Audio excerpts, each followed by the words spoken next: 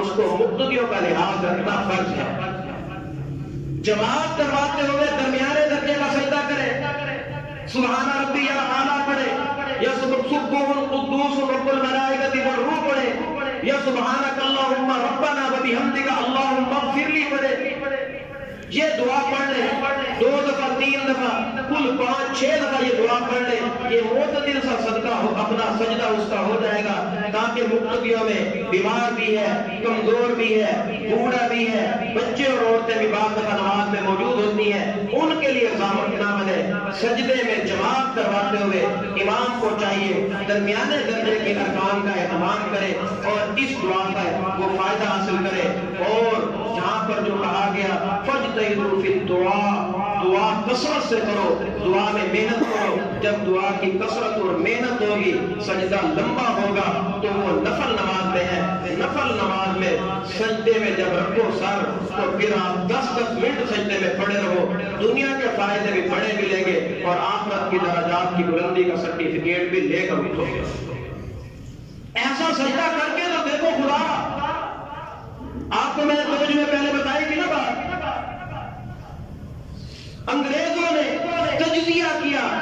کہ مسلمانوں کے بوڑھے بڑھاپے میں جا کر رہنما اور قائد بن جاتے ہیں، اور کافروں کے بوڑھے بڑھاپے میں جا کر پاگل ہو جاتے ہیں،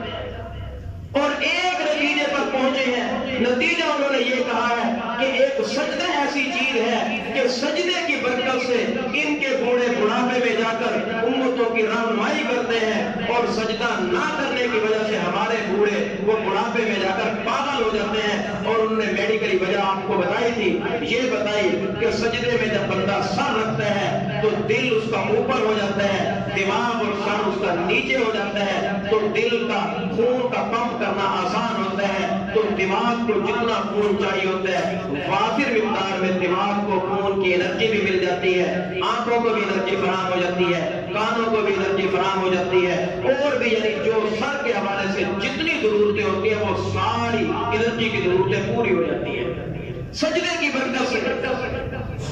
سجدے کی برکت سے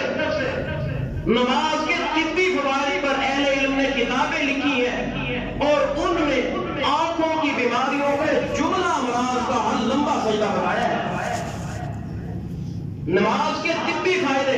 اس پر کتابیں لکھی گئی، اور آنکھوں کی جملہ امراض، دماغ کی جملہ امراض کا حل لمبا سجدہ انہوں نے بتایا۔ یہ تو دنیاوی فائدے ہیں، تو بعض دفعہ ہم دنیاوی فائدے بتاتے ہیں، نتیجہ یہ ہوتا ہے کہ بندہ صرف نیت ہی دنیاوی فائدے کی کرتا ہے۔ نہیں محترم بھائیو، نیت آپ کی رب کو راضی کرنے کی ہو، یہ دنیاوی فائدہ مفت میں آپ کو ملے گا۔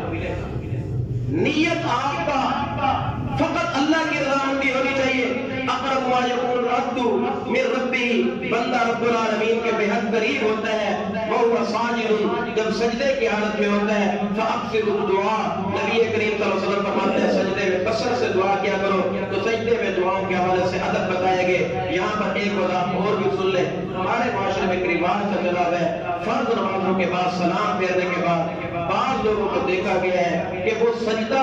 ایک تو جو نماز والا سجدہ ہوتا ہے جو 7 اعضاء پر ہوتا ہے، دونوں ہتھیلیاں زمین پر اور سر درمیان میں، کونیاں اوپر، برابر جو سجدہ مسنون ہے، ایک وہ کیفیت ہے، اور ایک ہم نے معاشرے میں دیکھا ہے کہ وہ کیفیت نہیں ہوتی، وہ دونوں ہاتھوں کو اس طرح ملا کر اپنے چہرے پر رکھتے ہیں اور چہرہ زمین پر رکھ کر سجدہ نما یہ کیفیت ہوتی ہے، تب دعا کر رہتے ہیں۔ محترم بھائیو، یہ طریقہ سنت سے ثابت نہیں ہے۔